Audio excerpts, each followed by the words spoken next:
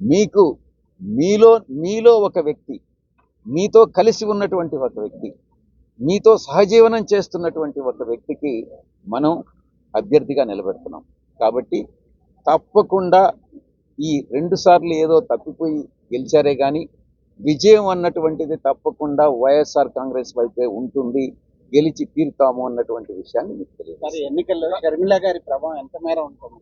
అంటే ప్రతిరోజు ఏదో ఒక రకంగా విమర్శిస్తున్నారు, దాన్ని ఎలా తీసుకుంటారు? నేను ఒక్కటే చెప్తా ఉన్నా, ఇండియన్ నేషనల్ కాంగ్రెస్ పార్టీ అన్నటువంటిది ఈ యొక్క ఆంధ్ర రాష్ట్రానికి తీరని ద్రోహం.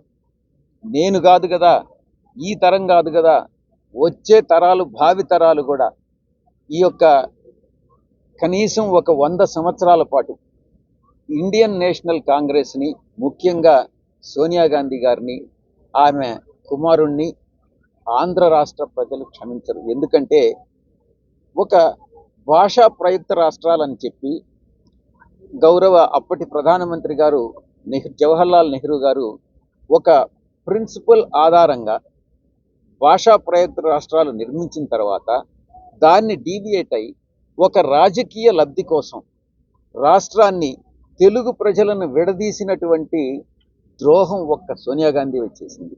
అది కాంగ్రెస్ పార్టీయే చేసింది. కాబట్టి కాంగ్రెస్ పార్టీ అన్నదానికి రాబోయేటటువంటి ఇది ఒక చరిత్ర. కాంగ్రెస్ పార్టీ అన్నటువంటిది ఆంధ్ర రాష్ట్రంలో ఒక చరిత్ర పుటల్లోకి వెళ్ళిపోయింది.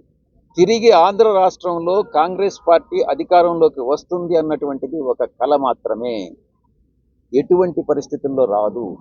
ఎవరు ఆ పార్టీని రిప్రజెంట్ చేసినా, ఎవరు దాన్ని పైకెత్తాలన్నా కూడా ఎత్తగలిగేటటువంటి పరిస్థితిలో ఉండరు. గత ఎన్నికల్లో కాంగ్రెస్ పార్టీకి ఎంత పర్సెంటేజ్ వచ్చింది? 0.5% వచ్చిందా? 1% వచ్చింది. 50% పైగా వైఎస్ఆర్ కాంగ్రెస్ 49.5% వచ్చింది పోయినసారి. ఈసారి 50% పైన వస్తుంది.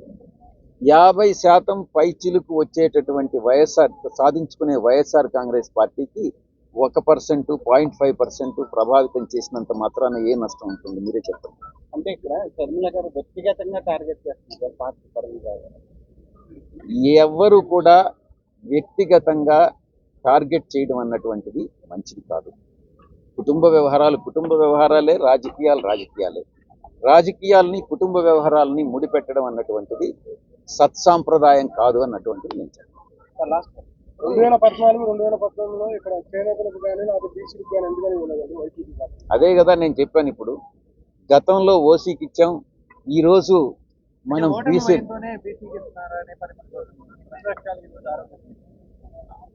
ఓటమి భయం అన్నటువంటిది వైఎస్ఆర్ కాంగ్రెస్ పార్టీకి ఉండదు. ఇక్కడ ఒక్క మంగళగిరిలోనే కాదు, మీరు మొత్తం రాష్ట్రంలో 175 నియోజకవర్గాలు తీసుకోండి.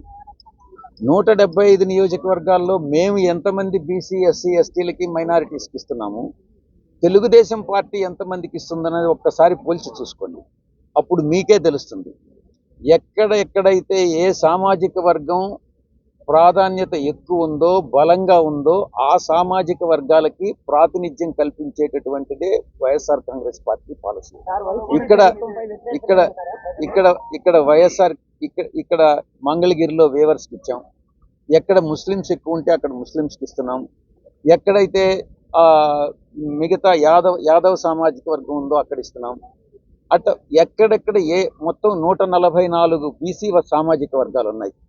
144 బీసీ సామాజిక వర్గాల్లో ప్రధానంగా ఉండే సామాజిక వర్గాలు ఎక్కడెక్కడ ఉన్నాయన్నటువంటిది రజకులకు ఇస్తున్నాం. ప్రతి ఒక్కరికి కూడా ఎవరెవరికి రిప్రజెంటేషన్ కల్పించగలమో వాళ్ళందరికీ కూడా కల్పిస్తా ఉన్నాం. మంగళగిరిలో ఎస్సీ లోట్లే